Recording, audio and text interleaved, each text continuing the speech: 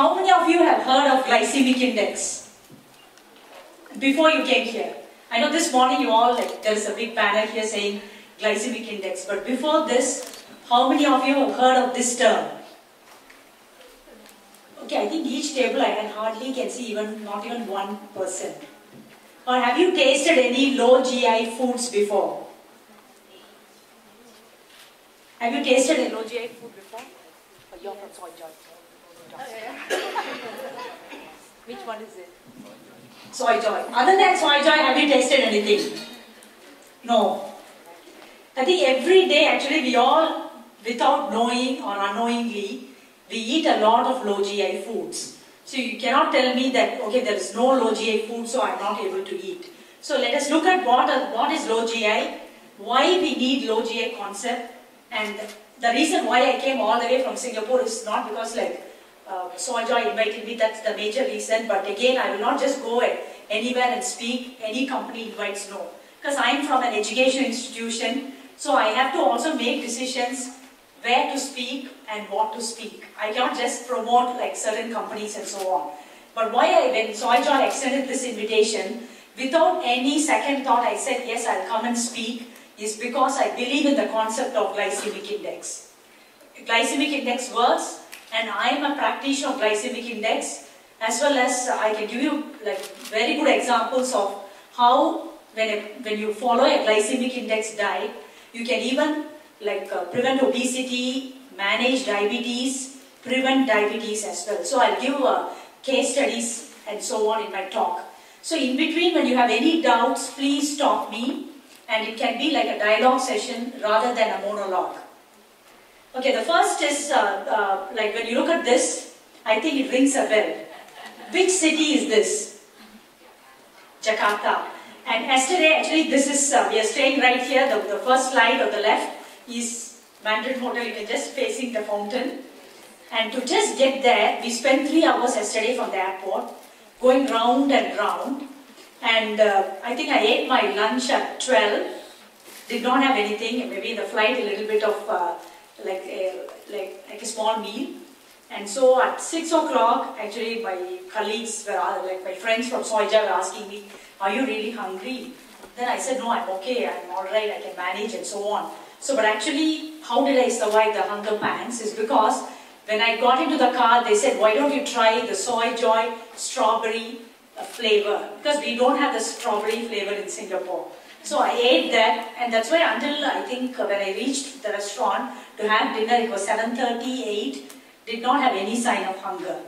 I'm not just telling this, but it's the truth. I think in front of you have certain pieces, you try this. I think no one will take the tea today. Okay, the outline of my presentation is, I think you have some slides with you. You can more or less have covered the same thing. It is glycemic index, the concepts and controversies. Yes, any new thing which is introduced, there will be a lot of controversy. Okay, people understand the concept, but there is one group which also challenges, does it really work? So I'll be going through the concept as well as controversies, and what is the science-based or evidence-based research to prove glycemic index? How do you apply that in practical meal planning?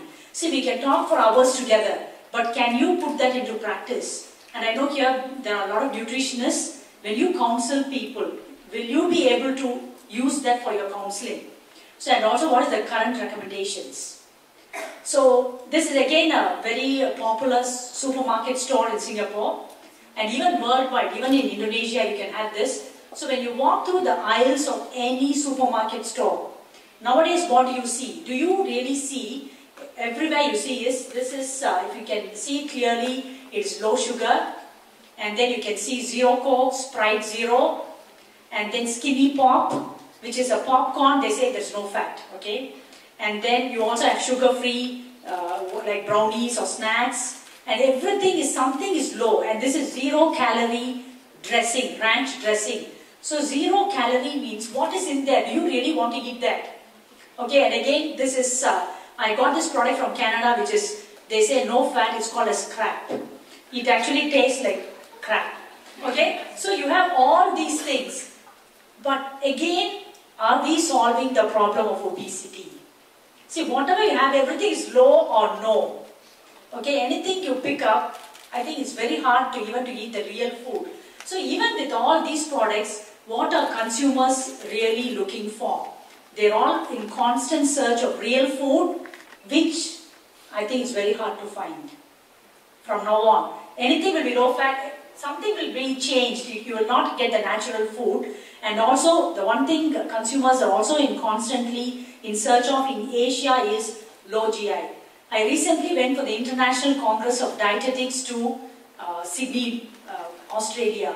When you go into the Sydney supermarkets, you can see so many low GI products. But even in Singapore, we don't have. The one product which is on the shelves is Soy Joy, and we have some of the breakfast bars from Australia. Okay, but not very few products. So we are developing low GI products as well as promoting the low GI concept to Singapore. So without the science or without evidence-based research, do you think a government will promote the concept? So with this itself, I think I have given you the answer. If there is a lot of, something is not true, a government will not fund 300,000 to promote a concept. Okay, now this again is the current trends when you see.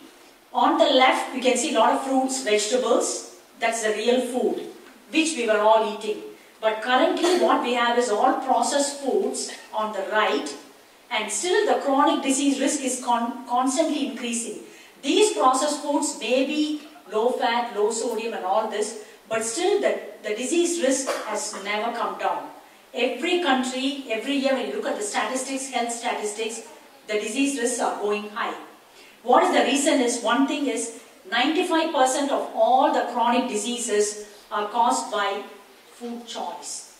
And the food choice is made by you and me. Okay, does every morning someone come and tell you, sorry, you don't make this choice? Do they tell you? No. You have to make the choice. It's within your hands whether you're choosing it right. So you need to know what you're eating. So in this case, what is wrong is, when you remove the fat, you have to add something. For example, it's a low-fat milk. I'm removing fat. I cannot just take 20% fat, give just 80% of the product. People will not buy. You have to replace something. When you remove sugar, you have to add something. Okay? So what is added will be a lot of starches. Okay? Cereal flours, even tapioca starch, potato starch, modified starches are added into your products. And these starches are nothing but your carbohydrates. So the carbohydrate is the culprit. When you don't add the right type of carbohydrate, and that's where the problem of obesity comes. So when you talk about carbohydrates, you talk about glycemic index. This again, I think you all have seen how nutrition is promoted. Previously it was in the pyramid form. Worldwide, many countries use pyramid. Now US also uses plate after President Obama launched the My Plate. I think you all are familiar with the plate concept. And then as per the plate concept, you have quarter of your plate should be carbohydrates, little bit of protein, and then your fruit and vegetable. All the fruit can come outside your plate. But when you look at this, what are we promoting? We always say remove fat, remove sugar. We think if a product has very high fat, it's very bad. We never think of carbohydrates. The carbohydrate is the base. That is a major portion of what Asians eat. Anytime we eat a lot of carbo. But are we really thinking what type of carbohydrate are we eating? The quality of carbohydrates or the glycemic index is never given a thought. That is the reason why we are not able to control obesity as well as the chronic diseases. So why is assessing your quality important? Let's say, I think being a lot of ladies here, majority, any conference I go, if it's nutrition or anything associated with health, mostly women come forward. So which is actually, I'm very proud. We are the gatekeepers of health. So when you look at it, we spend hours together to choose what to wear, how to put on our makeup, and even when it comes to diamond, we know clarity, the quality of diamonds. We look at E color, G color, so many things we do. But do we really give importance to what we eat? We don't, when you talk to any women, morning, the time they spent on dressing themselves up is more than the time spent on choosing the right foods to eat. That is the reality. Especially when we all start working, we don't spend time to really look at what we eat. So the quality is important. What is the good measure of quality? Anyone, can you answer these questions? There are 3 things to measure quality. Anyone? You can raise your hands and you can answer. There are 3 things to measure carbohydrate quality. What is the first one which you all know? How do you decide whether this particular carbohydrate is good or bad?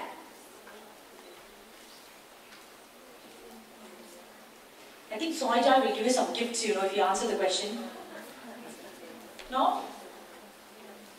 Okay, the first is dietary fiber. I think this was in 1960s, dietary fiber was promoted. It took almost 30 years for people to realize the importance of dietary fiber. Only now, you're all convinced, yes, dietary fiber is good. Before that, they were not convinced. They said if you eat too much of fiber, it will block your intestines and people will die. Initial days. But now everyone knows dietary fiber is good. The next one, complex versus simple. This again is to judge the quality. Which is better, complex or simple? Complex, okay? So this again, we all know that complex carbohydrates are better. Nothing is easy, If you want your stomach to work hard, you have to give some exercise to your stomach. You have to eat complex carbohydrates. The next is, the last one is glycemic index. This is a new concept. I can say it's a pretty new concept because glycemic index was discovered only in 1981. Compared to carbohydrates were discovered much earlier, 1800s, when nutrition was discovered, carbohydrates came in. Then dietary fiber, complex versus simple. The latest one, 1981, is glycemic index. So this again, that's why still people are not aware of what is glycemic index. So we look at what is glycemic index. I think whatever Microsoft PowerPoint version I used and whatever is on this, the formatting has changed, sorry about that. So in the case of glycemic index, it is the degree to which carbohydrates in different foods will raise the blood sugar, or you can call it blood glucose levels. And we compare this raise with a standard food or the reference food, that is glucose. Okay, here glycemic index refers only to carbohydrates. So the major thing is you can test only carbohydrates. You eat a food, whether you are able to release the sugar faster or slower, that is glycemic index. G-L-Y means glucose in Greek, because all our medical terms are from Greek and Latin. So G-L-Y refers to glucose, emic refers to blood, E-M-I-C means, the meaning is blood. That is why anemia is blood. So glycemic is nothing but glucose levels in your blood, and index is a measurement. Okay, so the measurement scale is from 0 to 100. Okay, but 100 is not the max. We have tested certain foods have a glycemic index of 107. So you can see even we are able to break down foods faster than glucose. Okay, so we can see what are the implications of it. So I again repeat, it is just how it raises your blood sugar level after eating certain food. And how do we do glycemic index testing? Again, the science. It is not just we can just plug in numbers. The science behind it. First thing is, because it's a human study, we need to get ethics approval. Okay, from the Human Ethics Board, we will tell them, yeah, we are using humans. Then recruitment of healthy volunteers. We do glycemic index testing. It is done by finger prick blood samples. For every test, every food to be tested, we need around 380 finger pricks in a group of people. And tested for glucose. And after that, what we do is we plot a curve and we get a value. And this is, it takes almost every day we test a few foods, 2 hours to look at do the curve. And in order to do one food, each person should visit the laboratory in a fasting state 4 times, 4 to 5 times. So doing the GI of a food is not easy. It is very time consuming, and also to maintain volunteers, because they have to be willing to be pricked 8 times within 2 hours. So it's not easy for us to get volunteers and do the study. So ours is the first GI testing facility in the region. As well as in the entire Asia, I can say ours is the first accredited testing facility. We test foods from all over the world. We receive products from China, Japan, Europe, as well as Australia. So we look at the classification of GI. I always use the traffic light symbol because it's easier to communicate to the public. When the number is greater than or equivalent to 70, after testing, when the GI value is this, then that's called as high GI. When it's lower than 55, then it's called as low GI. The medium category, 56 to 69, is actually, it's like the cat on the wall. We try to choose foods in the low GI category. Little bit you can go into the medium, but not high. And this again, how do we do is, we can also see this graph. This is exactly, when we test it, you can exactly get this graph. In the case of a high GI, it peaks up, medium, intermediate is slightly moderate, and the low GI you can see, when you look at the green arrow, you can see here, the arrow mark, after 3 hours it still goes on. Means there is a sustained release of energy. And this evidently, we see it in almost many low GI products we test compared to glucose. You can see at 1.5 to 2 hours you drink a glass of glucose, you'll be very hungry because glucose is a simple sugar, gets digested faster. But even that gets digested faster than glucose is jasmine rice. You can see it's digested faster than glucose. Okay, now let's look at examples of low GI. In the case of a green apple or red apple, is it high or low in GI? This is a very simple question. Low. Why do you think it's low? Fiber. Okay, she said it's fiber. Yeah, that may be right or wrong, I don't know. Any other reason? Is it only the fiber? Okay, high fiber bread. Is it low or high in GI? No. High fiber bread is still high in GI. I'll let you know why. So her answer is right in a way that apple is a miracle fruit. See, apple is the only fruit which has a very good proportion of different types of fibers. It has soluble fiber inside the flesh and insoluble fiber outside. The soluble fiber is mainly pectin. It forms a gel. It thickens. When you eat it along with any food, it forms a gel in your stomach, so it releases the sugar slowly. And apple also has fructose. The sugar in apple is mainly fructose. That is a low GI sugar. And apple has malic acid. That also slows down digestion. You see, everything is in one fruit. You have all these combinations. That is the reason why many years ago everyone says, and eat an apple a day keeps the doctor away. It's not just for the saying, it's the truth. It's also very high in vitamin C as well, but you have to eat with the skin on. If you peel the skin, your vitamin C is gone.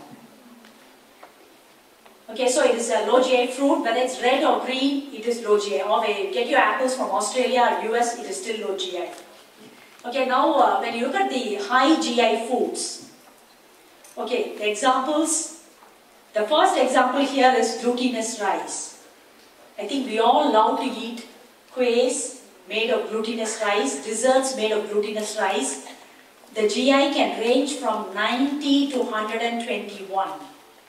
Can you see some people, when I tested, they can break down very fast, even faster than the standard, which is glucose. And we Asians, when I test that in Caucasians, it is different.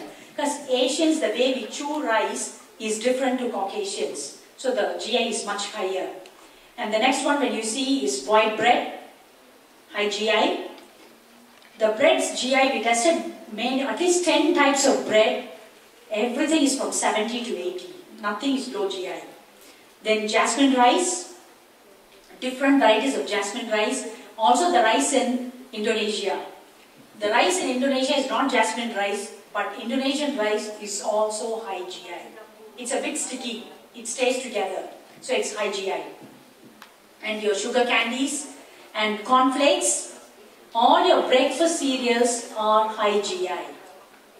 Okay, so most of the time, breakfast, we want to eat something very fast and go, so we eat breakfast cereals.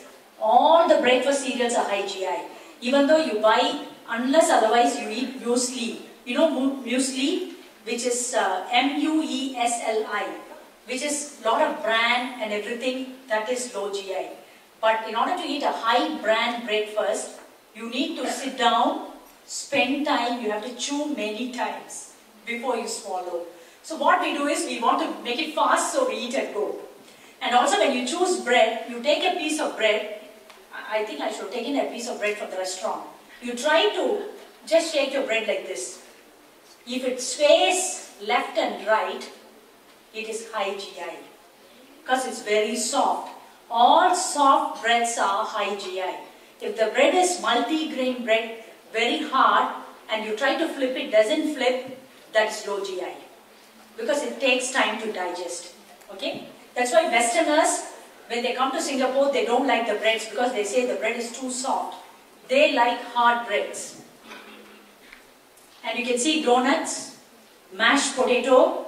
See, mashed potato, the digestion is done outside your stomach. They boil the potatoes, nicely mash it, and then it's very soft. When you eat it, actually don't need even to chew right. You just put it in your mouth, you can swallow. And your stomach doesn't do anything. It's already soft and it's in the form of a puree. So it gets digested instantly. So mashed potato is high GI. And then, actually I can give a lot of examples of high GI foods. When you look at the medium category is what the foods we like very much. Cakes, pastries, pizzas, all these are medium GI. Mangoes, but again this mango, I don't know, this is from the Sydney University website, but the mango we tested was Thai mango. Thai honey mango. We have not tested the Indonesian variety, but the Thai mango is low GI. Okay, so mangoes are not that bad. But when it comes to diabetic patients, you cannot tell them, oh, mango is good, low GI, can you eat? Why? Because the carbohydrate is higher. So you have to, the portion control is very, very important. So when it comes to diabetic management, I will later teach you, there are certain tips how we can apply the glycemic concept for diabetics. And pineapple, this is canned pineapple, canned in syrup, that is medium GI. Instant oats porridge, because it's instant. You look at the term instant or quick cooking, it is medium GI. But when you go for rolled oats is, the entire oats grain is flattened. It goes in between rollers, it's flattened. So it's a whole grain that is low GI. This one is processed. Anything which is highly processed is mostly high GI, except for certain foods, for example soy joy.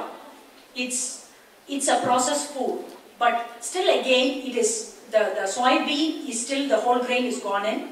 There is a lot of fiber, and this fiber is mainly soluble fiber because soybean has a lot of soluble fiber. That is why that is low GI. Okay, whereas in this case, in the case of oats, you just take the oats grain, it is broken into very fine pieces, but because the finer the piece, digestion is faster, it becomes, the low becomes medium. And the next one is low GI. There are tons of low GI foods. Pastas, dairy products, your legumes, lentils, any type of beans. Okay, it's low GI. And you have your salad vegetables, sourdough bread, vermicelli rice, kway teow, basmati rice. But basmati rice is a bit tricky. Some of the varieties of basmati rice are not low GI. We tested many brands in the market, only few are low GI. Highly polished varieties are high GI. The lower the polishing, then it's the lower the GI. Whole grain products like, for example, you can take your brown rice. Brown rice is not low GI, but at least medium, like closer to 56 to 60, around the 64. But when you take the white rice, it is 70 and above. So you have so many low GI products we can easily incorporate into your daily diet. Actually, rice vermicelli, we all eat it. That's a low GI product. Okay. So low versus high GI. I'll give you like this person is drinking glucose, which is a standard. You can see the sugar rises very fast and comes down. The same person is like, let's say I'm giving a high GI food, like a sugar candy, still closer to glucose, and I'm also giving a low GI, like maybe a vegetable salad. You can see the glucose is released very slowly, and also it doesn't go down to the fasting, it's still slightly higher level. So what happens? What does it do to the person? The person will always be happy. Because you all know a hungry man is an angry man. See, now I am talking to you. Some of you are feeling hungry, you'll be thinking of food, you will not be listening to me. Right? So, in this case, if you really want to concentrate, especially for kids, when they are going to school, give them a low GI breakfast. They will be able to pay attention. And this study was done in UK by Prof. Jaya Henry, he is another person, authority in GI in the UK, and he did this study with breakfast, just slightly altering the breakfast of kids in a childcare center, and they can see better cognition. The child is able to think, and the child is not cranky, doesn't cry, and so on. So these studies also prove the same thing for us in the workplace. If you really want to be happy, even your boss is angry with you, you be very cool. They cannot do anything to you. Actually, when you show your reaction, it's worst. So the boss calls you, just give a smile, yes, fine. That means you should eat a low GI food. Okay? And no, I'm not joking, that's the reality. Okay, now low GI and high GI foods, when you look at the digestion, when you eat the food, try to chew it well. The maximum amount of time you spend in chewing, you see that when your jaws move, you have the cephalic brain. You know these nerves here on the jaws are connected to your brain, the 7th cranial nerve. The more you chew, your brain gets signal that you're eating. Okay? So when your brain gets signal that you're eating, immediately your appetite hormones are slower. The level of appetite hormones will be reduced. So it means your brain knows you're eating something. So it's a gut-brain response. Your gut and brain are connected. Your stomach and brain are connected by your neurons. So the more you chew, your brain knows you're eating. Then it goes to your stomach. It stays in your stomach for a longer period of time. And then it's slow release of glucose, ideal blood glucose levels. It's not low blood glucose, you know. Low blood means we will not faint. Your blood glucose levels will be normal. So you're alright, that's low GI foods. In the case of high GI, let's say you drink a beverage, a soft drink. I don't want to mention brands. Okay, some of them are our collaborators. Okay, so when we just drink a soft drink, your brain has no indication what you're drinking because you just put in your mouth, you swallow, right? You try. Your brain doesn't, even the signals don't go to your brain. Goes to your stomach also, doesn't stay. It goes to your intestine and then your sugar levels shoot up. Okay, that's what happens. So you have no indication that you have eaten, so you're constantly hungry. You always should have your cephalic response. You have to chew your food, then you will eat. Eat slow. I think our grandparents will always tell, don't have a hurried meal. Eat slowly, but we don't listen to them. Okay, we always, everything is fast. That is why we also die fast. Okay, so what are the metabolic implications of high glucose levels? What happens when always constantly we have high blood glucose levels? So high blood glucose levels, you have many implications. It leads to hyperinsulinemia, which is high levels of insulin from your pancreas.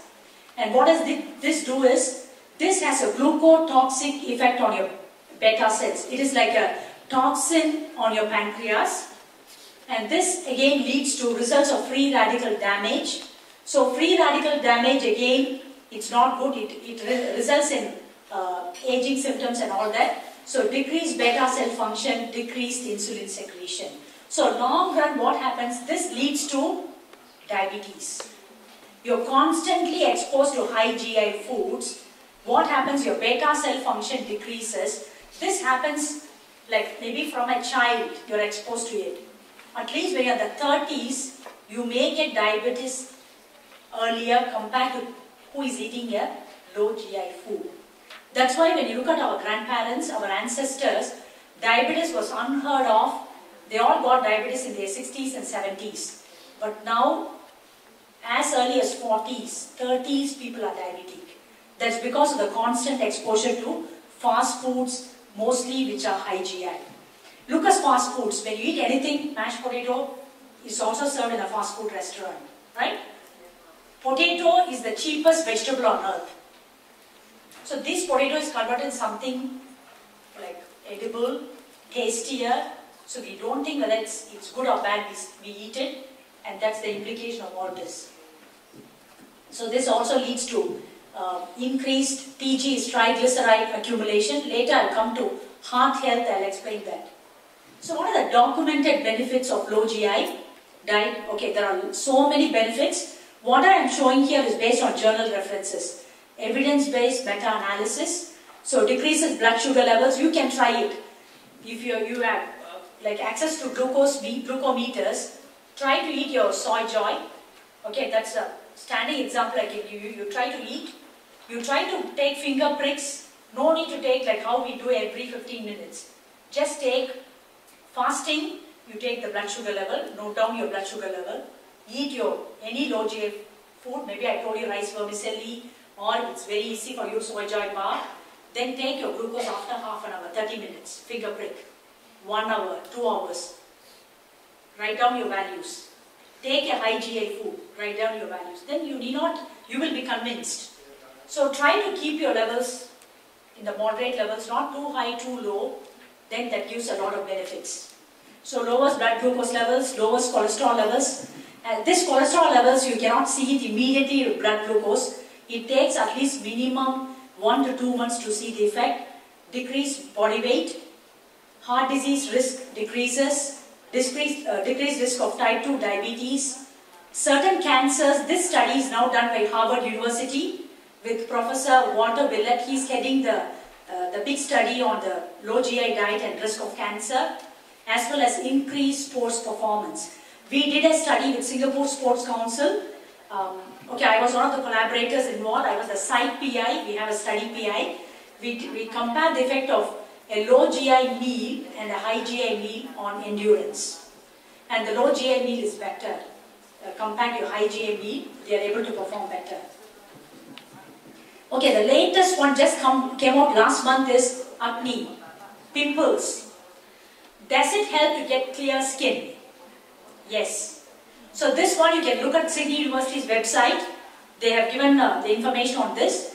What they say is constant high blood sugar levels. Also they have given the biochemical pathways, how it's not good for your skin. So acne is not just by eating chocolates but also by eating high GI foods. So again, that is eating chocolates gives acne is a myth. It's not the truth. But eating high GI foods will give rise to acne is a scientific truth. But only one study has come out. So that is why I just put at the corner. Still I am not convinced.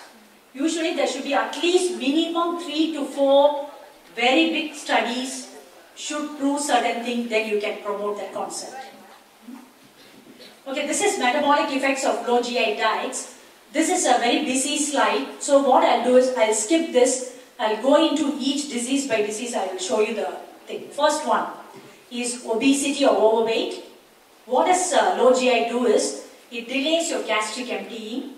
That means your food stays in your stomach for a longer period of time.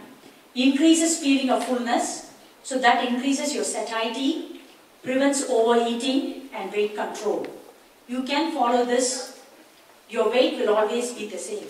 If someone sees you, oh, I saw you 5 years back, you're still the same. That is because of low GI diet. So effect of high GI and low GI foods on satiety. This study was done with Changi General Hospital. And I went there personally and we worked with diabetic patients. We created a low GI muffin and we compared that to in diabetics and healthy subjects. Because there was one company who asked us to do the study in diabetics. So we did that study. We used a donut as the control. Just after eating, it comes back 2 hours. The person started feeling hungry. We did the satiety scale. We asked them to just give the degree of feeling of fullness. When do they feel hungry and all that. They do a 7-point scale. And then we did the muffin. You can see there is a prolonged feeling of fullness. The person did not complain of hunger. The diabetic patient felt full even until 4 hours. So this again is this study was published in a conference in Singapore. And this study is from the Nutrition Journal. It's a very famous study quoted by many, cross-referenced by many other authors. Influence of different diets of weight loss. They compared low energy diets, very low energy diets. You can see very low energy is just 400 to 800 kilocalories. When you eat 2 quays or 2 quail lapis, it is 800 kilocalories. The whole day you can just eat 2 pieces of quail lapis. Okay? And then there is one more, is a high protein diet, 30% protein, low fat diet. All these were compared, and they also saw the maximum weight loss, how much waist inches were lost, and so on. But this study, the only problem with this study is they show the weight loss in all these. But the waist loss was not seen in the very low energy diet. They couldn't see any difference. But are these diets sustainable? It's very hard. See, we are here, most of us work so hard is we have to eat as well, right? You also have to enjoy foods. You cannot tell, I don't want to eat all this. It will never work. Maybe works for 1 month, 2 months. After that, your diet goes back to normal. Your weight increases. It's a yo-yo. So that's why these diets are not sustainable. So what is sustainable will be low GI diet. So this study again, recent study, just 2012 study, only low GI diets produced a significant decrease in waist circumference, and also they were able to maintain the diets, a hypocaloric low GI diet. Means you have to reduce your calories, whatever you're eating currently, let's say it's 1,800 kilocalorie, just reduce by 300 to 500 kilocalories. Then choose low GI foods. This will help to maintain the weight. And this is also a very famous study by Macmillan and Price, which was published in Archives of Internal Medicine, which is a highly rated journal. This comparing different diets 1, 2 and 3 and 4, and to show the effect of low GI diet. Low GI diet 2 is the best. You can see there is a decrease in cholesterol as well. And the GI of the diet was kept to 45. So now low GI diet and diabetes. I'm not going to touch on this most because the professor will be speaking on it. So here when you look at it, decreases insulin resistance, decreases beta cell dysfunction, as well as brings down your hyperinsulinemia. All this will cause ideal blood sugar levels and better control and less complications. See, diabetes, the problem is, many of you, once you're diagnosed with diabetes, they just pop pills. And they're alright. They're like everyone. Eat everything, they pop a pill. Or they take, but if it goes uncontrolled for many years, it leads to long-term complications. Every minute now we are sitting here, there are 2 people getting amputated. Okay, the complications are so high, that especially among Asians. So when you eat a low GI diet, it actually reduces the complications of diabetes. And prevention of diabetes is there, definitely can be prevented. So GI and the risk of developing diabetes, this study was done by this American Society for Nutrition, funded this study, published in American Journal of Clinical Nutrition. You can see here they have compared high, medium, low GI with a cereal fiber intake, and higher the GI, the relative risk of developing diabetes increases. This is over a period of time. And heart health and low GI. When you eat a low GI diet, what happens is you use glucose as the primary source of energy. Whenever glucose is used as the primary source of energy, you decrease your free fatty acids, so that leads to dyslipidemia, means you will not have high cholesterol levels, lower levels of lipids. Lipids will refer to lower levels of total cholesterol, triglycerides, bad cholesterol, LDL, but the HDL should increase. HDL, the good cholesterol, should increase, but the others should come down.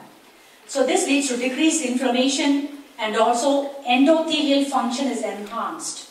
Actually, we have an instrument also to measure the endothelial function. So we also did this study with the previous study. We used this instrument to also measure the endothelial function. So that actually promotes heart health. But at least minimum 3 months intervention is required. You have to feed a person 3 months low GI diet to see an improvement in the endothelial function. So what are the factors? Now coming to the science. So are you all convinced with the science? With the science, low GI works. So it is not like gimmicks or so on. And I think in the video or when the introductory speech was given, they were also telling there are so many research institutes under Otsuka, they do evidence-based research. So everyone is working on it. In fact, Harvard University, they are working on low GI diets. Sydney University is working, University of Toronto, and we are partners with them in Singapore. So all this is science-based research. So we are convinced with that. So how do we put this into practical applications in meal planning? So I'll show you certain tips how GI can be used. Cooking. I know if you tell me you don't cook, then that's a problem. Okay, when you cook at home, what you can do? Cooking softens food, so it speeds up digestion. So even rice, you cannot eat raw rice, right? We have to cook it. So cooking is processing. The first processing we employ to any food is cooking. So when you cook your food, when you overcook it, the GI increases. So in the case of spaghetti, when you boil spaghetti for 10 to 15 minutes, the GI is 44. When you increase the cooking time, overcooked spaghetti, which we all Asians like it. We don't eat spaghetti like Italians. Italians, it is quite raw. You have to really bite it. Al dente means it is, dente is dentures. Okay, hard to your teeth. So in the case of overcooked spaghetti, from a low it increases to medium. From 44 it becomes 64. Okay, the rice just cooked and rice double boiled or overcooked, the GI will be more than 90. That's why when you do porridge, okay, porridge is, the rice is double boiled, nicely mashed, so means your stomach is like a blender. See, whatever you put in your stomach, the stomach churns it, but your porridge is already blended. So your stomach need not even do anything, so the GI increases. But porridge is good when you're sick. Right? Because when you're sick, you don't want to trouble your digestive system. That's why we drink porridge. Okay, so first tip is do not overcook. Okay, even then, for example, you have a certain food which was cooked in the morning, you're eating for lunch, don't go and again microwave for 3 to 4 minutes, you just slightly warm it and eat. Don't make it too hot and eat, the digestion increases faster. So next one is food processing and GI. Highly processed foods are easily digested and so it will increase in GI. I can show you many examples. Rolled oats, its GI is 51, whereas instant 1 minute oats, we just put oats, pour hot water and you just mix it and drink. So that is 66, it becomes medium GI. Corn boiled, you know, just the corn, the fresh corn, you boil it or you can roast it, that is low GI. But you convert this corn into corn flakes, high GI. See, corn flakes, I have worked in the big MNCs which produce corn flakes.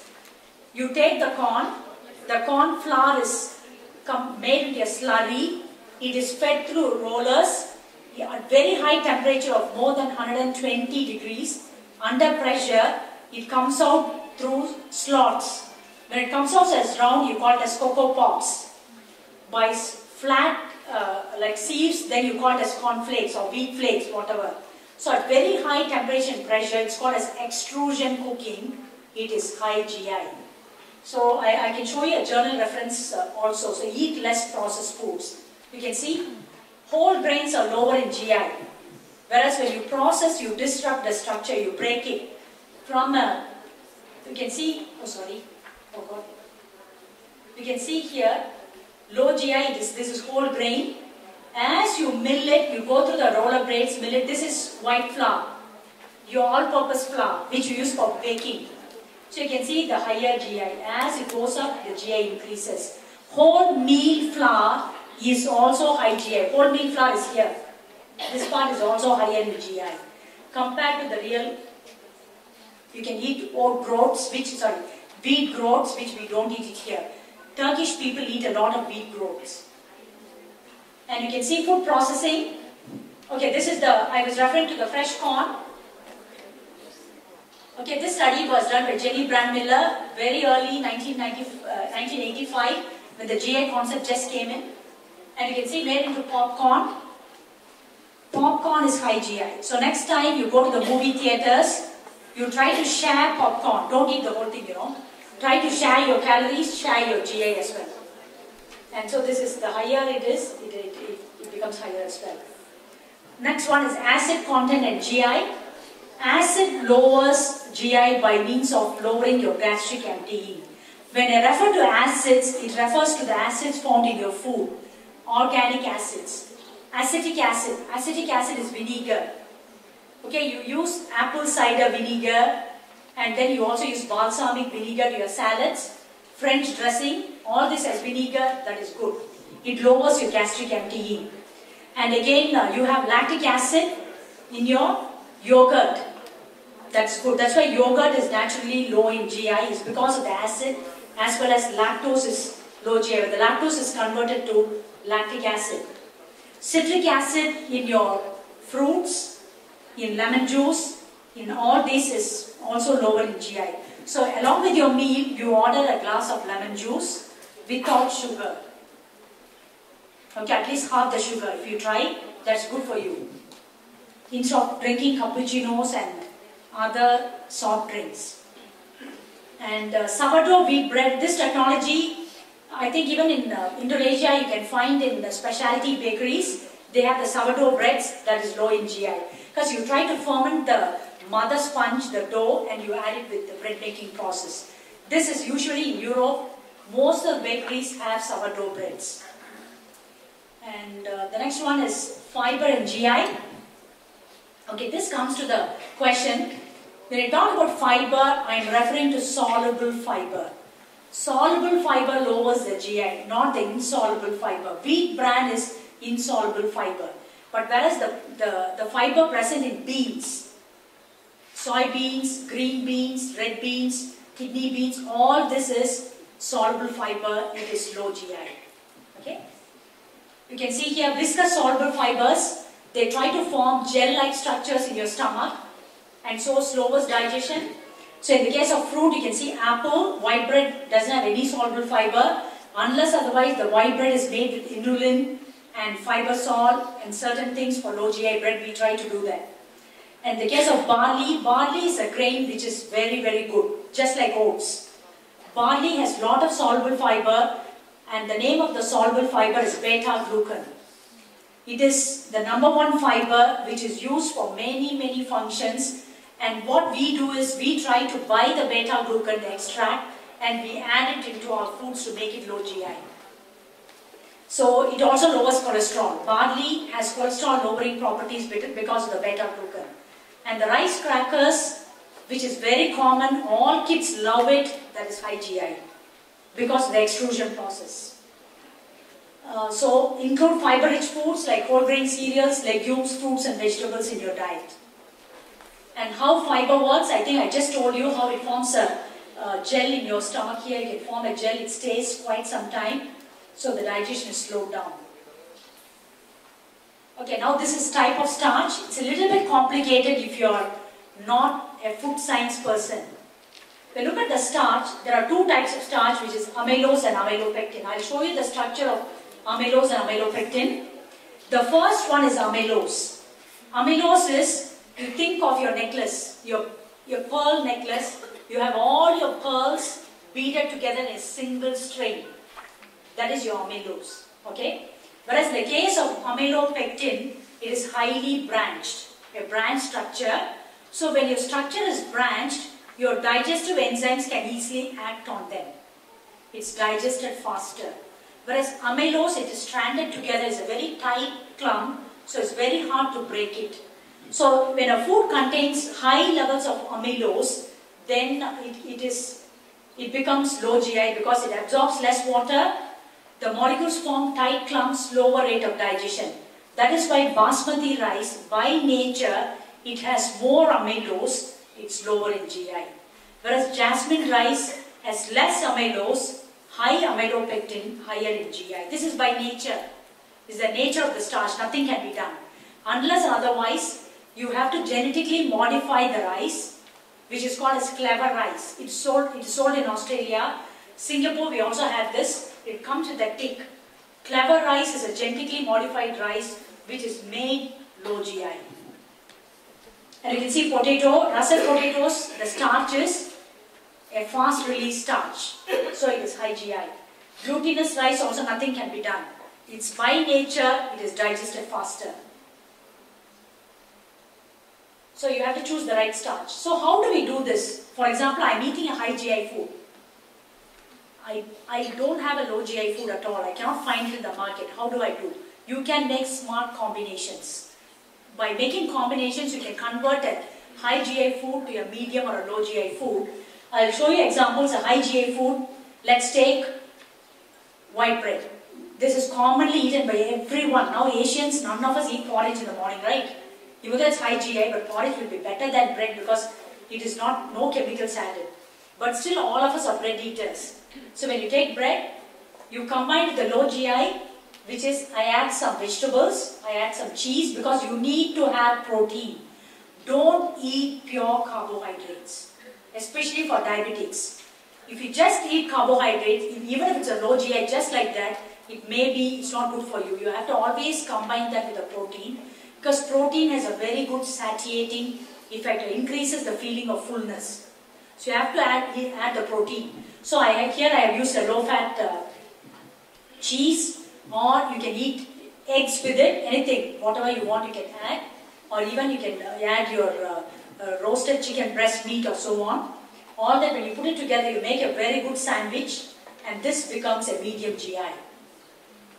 But if you change your white bread to whole grain bread, then it is very low GI.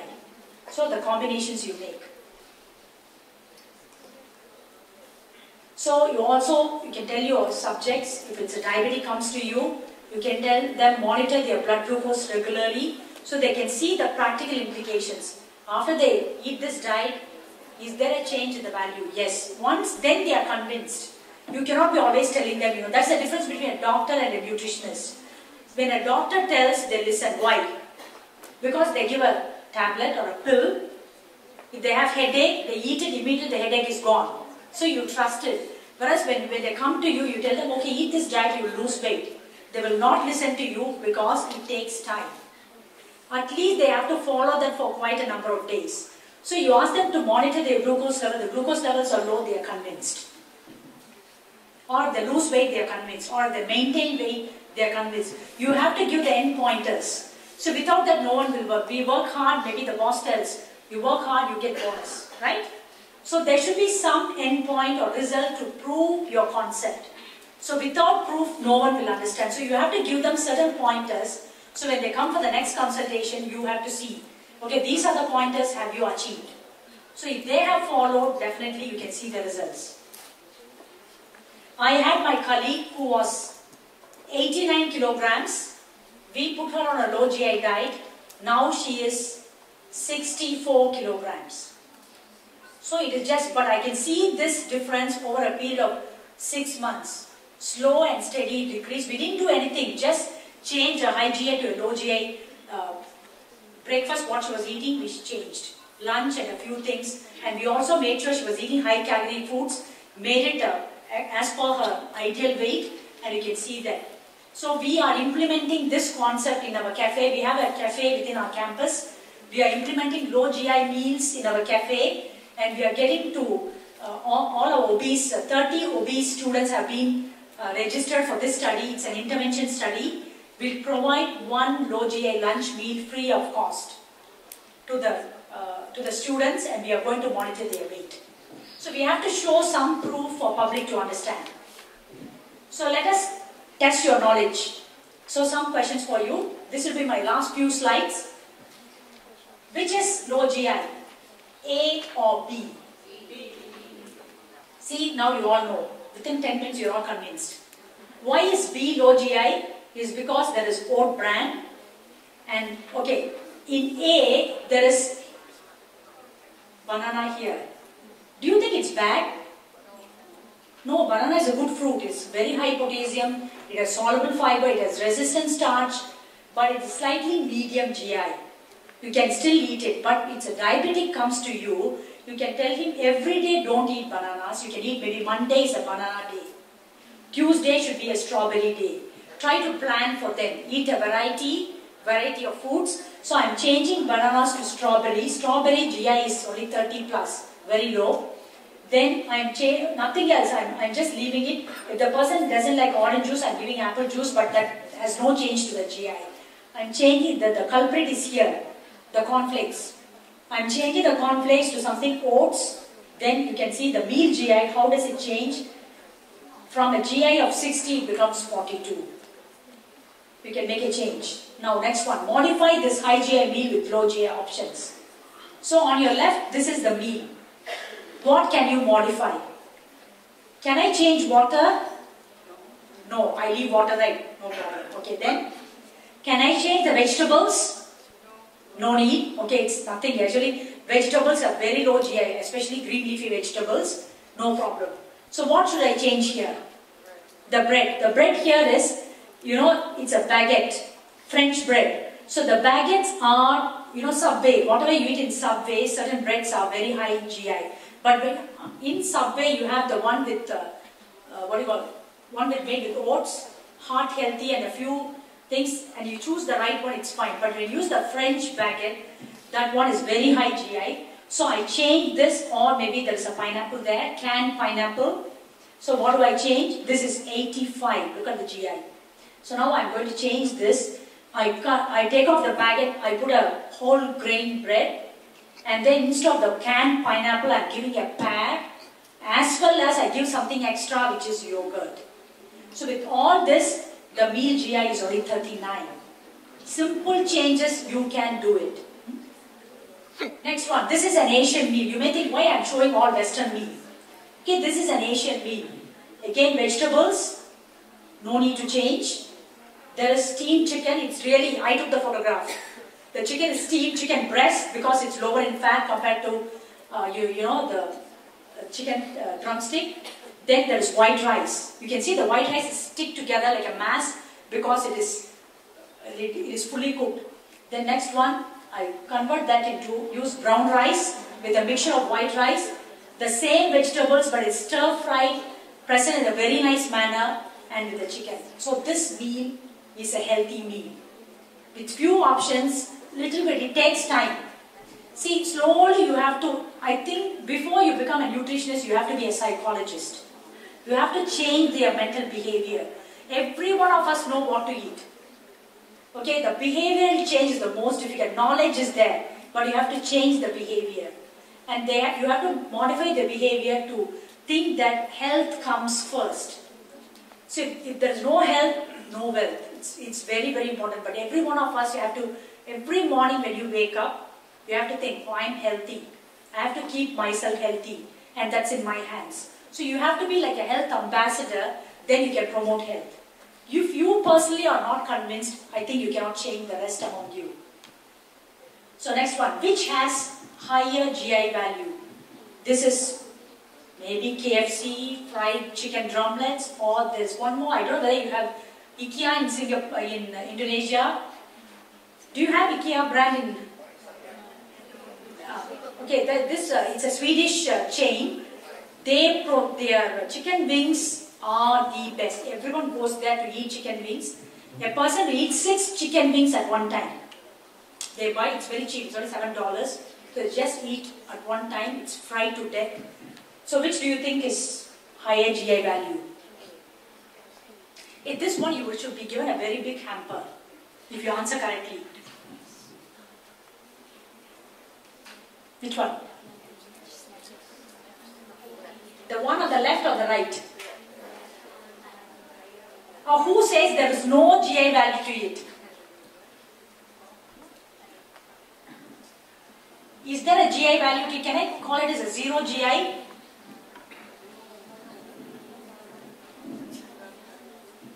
Okay, Ms. Kalpana, they actually do have a hamper for anyone who answers. Yes, please. This one really no.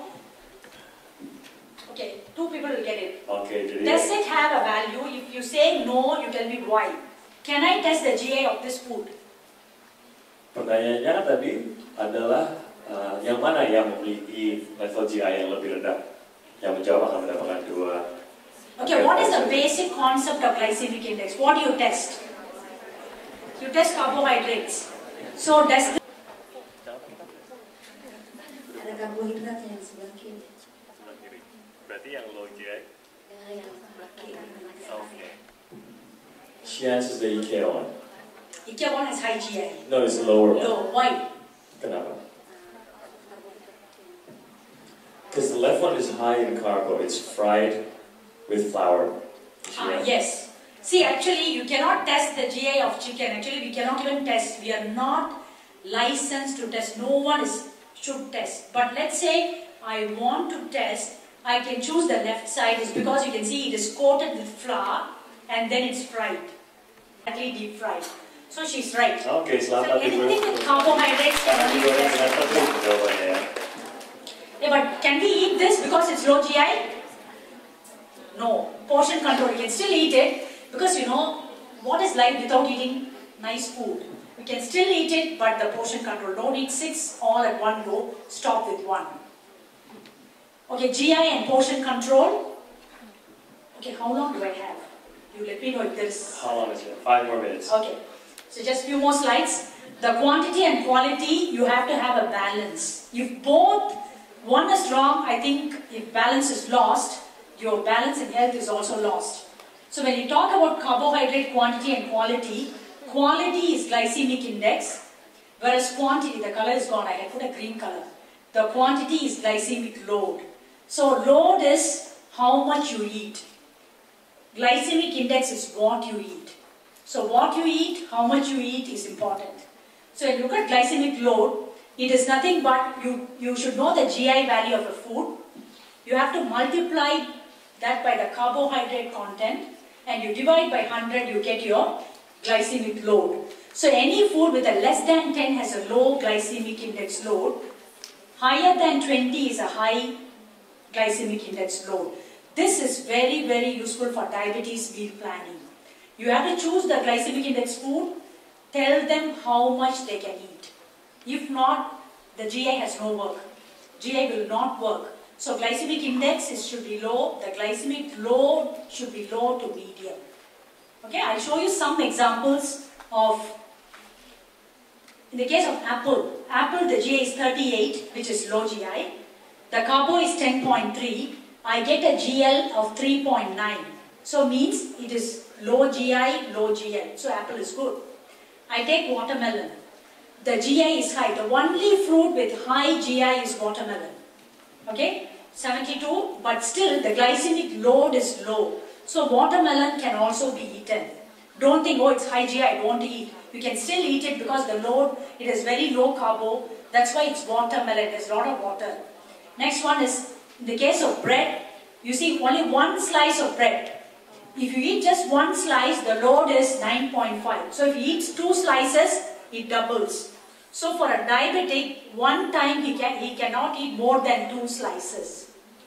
Okay, that's the implication. But if you have a low GI bread, then this 9.5 can be brought it down. The same thing, jasmine rice and basmati rice. You see, I change it, the load changes. So the quantity is very important when you plan the meals. So real world, how do you recommend? Simple. Tell your patients or even for us, choose more fruits and vegetables. Increase soluble fiber, complement high GI foods with low GI foods, which is the meal combinations. Choose fewer processed foods and use glucose monitoring. So all this, I think you know the answers of why and how. I showed you the different meal combinations. So all this, I think we have went through and you all know how to choose your foods. So take home message is, first thing is a balanced diet. So GI is only a tool.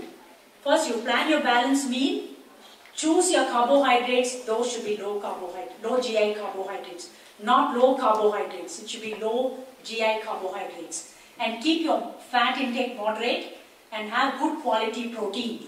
So the protein can come from, in a week, you also have to include vegetable proteins like beans rather than always eating animal protein. You all know animal protein is related to heart disease and so on.